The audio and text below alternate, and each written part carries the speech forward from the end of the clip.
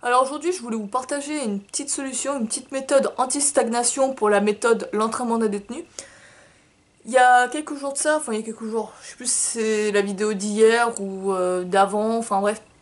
Il y avait une vidéo où justement je parlais du problème de la méthode avec l'entraînement des détenus qui est en fait qu'on a tendance, que c'est une méthode en fait basée sur une progression dite linéaire. C'est-à-dire qu'en fait pour progresser, c'est comme si on partait du principe que ta progression t'avais juste à monter une marche après une marche et qu'il n'y aurait jamais eu de moment où tu ne trouverais un mur en face de toi, où tu n'aurais de stagnation, alors que c'est vraiment le contraire.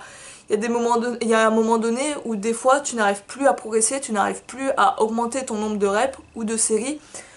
Enfin, c'est surtout le nombre de reps et du coup tu n'arrives plus à avancer dans la progression et à devenir de plus en plus fort. Si tu te cantonnes uniquement à suivre à la lettre la méthode, il y a des moments en fait, si tu te remets pas en question, si tu n'essaies pas d'autres manières de hacker le système, on va dire, ben tu vas vraiment stagner pendant très longtemps à une étape. Et ne plus progresser, ne plus pouvoir rajouter des répétitions à tes exercices. Ça m'est souvent arrivé dans cette méthode-là. La plupart du temps, ce que je faisais, c'est je revenais en arrière parce que souvent, la plupart du temps, ce que tu te rends compte, c'est que tu exécutes mal les mouvements et tu as avancé trop vite. Ça, c'est vrai. Les fois, c'est vrai que tu avances beaucoup trop vite, plus vite que en fait ta véritable force.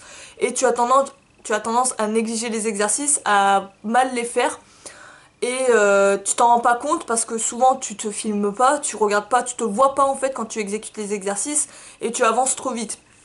Et la plupart du temps, t'as niqué la technique. Et si t'as pas une bonne technique, la force va pas être là.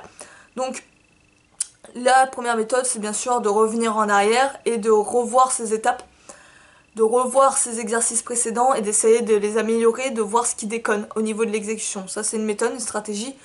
Mais il n'empêche que ça pose quand même problème, cette technique, cette méthode, cette progression par escalier. J'en ai parlé plus en détail, je t'ai dit dans cette vidéo. Je te mettrai le lien, je pense, en suggestion.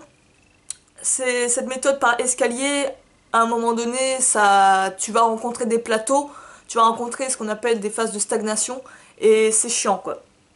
Donc aujourd'hui, je voulais te partager une petite idée de progression, une petite idée anti-stagnation pour que tu n'aies plus ce problème-là, où tu n'aies plus à rencontrer de moments où tu atteins un plateau et tu peux plus avancer. Alors, la méthode, en fait, elle est extrêmement simple. Le but, c'est de varier l'intensité et le volume. Ne cherche pas tout le temps à faire la même intensité ou le même volume. Car c'est ça en fait qui va à un moment donné te faire défaut et faire qu'à un moment donné tu n'avances plus. Euh, L'idée en fait c'est de, comme je t'avais expliqué la dernière fois, l'idée de la pyramide, c'est non plus voir la méthode comme un escalier où à un moment donné tu atteins un nombre de répétitions cibles, tu level up, tu fais l'exercice suivant, un exercice plus difficile, tac, tu restes sur cet exercice jusqu'à atteindre, tac, le nombre de répétitions cibles qui est mentionné dans le livre, et hop, une fois que tu as atteint ce nombre de répétitions cibles, tu level up, tu choisis un exercice encore plus dur, et ainsi de suite. Donc là, au contraire, ce qu'on va faire, c'est non plus chercher ça, mais travailler un peu tous les spectres de progression que tu as pour un exercice donné. On ne va plus se concentrer sur un seul exercice, mais sur les exercices d'après, les exercices plus durs et les exercices précédents, les exercices qui sont devenus plus faciles. Donc, l'idée c'est vraiment de varier la difficulté et le volume. Admettons, je vais te donner un exemple. Tu travailles la série des pompes. Tu arrives, on va dire que tu es arrivé à faire le nombre de répétitions pour les pompes diamants, les pompes où tu es main très rapprochée. Je sais plus, c'est je crois 2 séries de 20, je crois un truc comme ça, 2 séries de 20 répétitions. T'as atteint ce nombre de répétitions, t'as atteint ce nombre cible, tac, tu level up, tu fais l'exercice d'après, l'étape suivante, qui est, si ma mémoire est bonne, les demi-pompes, il me semble, si je dis pas de conneries. Donc, les demi-pompes, là, tu commences ta progression, tu y arrives très bien, tu arrives à atteindre ta première série, la norme débutant, où tu arrives à faire une fois 5 répétitions. tu poursuis comme ça, mais à un moment donné, à partir de 10-15 répétitions, t'arrives plus à augmenter ton nombre de reps, tu lâches, t'arrives pas, tu bloques, tu stagnes. Ça veut plus quoi. Et t'as beau rester sur cette étape pendant quelques semaines et tout, ça veut toujours pas. Tu peux pas progresser, t'arrives pas. Ton corps, en guillemets, te dit reste là pour l'instant.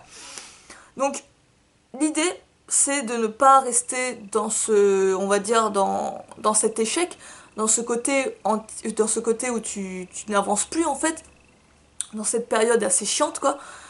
Au contraire, ce que tu peux faire, c'est commencer à travailler sur l'étape d'après, l'étape suivante, mais en force. Travailler en fait sur ce manque de force. Il se peut que justement ce soit un manque de force qui fasse que tu ne puisses plus avancer dans ton nombre de répétitions. Dans ce cas-là, tu vas améliorer ta force et travailler plus en force. Pour ce faire, tu vas choisir l'exercice d'après, qui est les pompes avec ballon, où tu vas, ces pompes archées en fait, ça va ressembler ça, plus les pompes archées. Et tu vas travailler vraiment sur de la force. Donc là, tu vas être sur une grosse intensité, une intensité assez forte, qui va aller jusqu'à... Tu vas chercher à travailler sur une gamme de répétitions de 1 à 5 répétitions, avec un temps de repos long. Donc là, tu es vraiment sur de la force.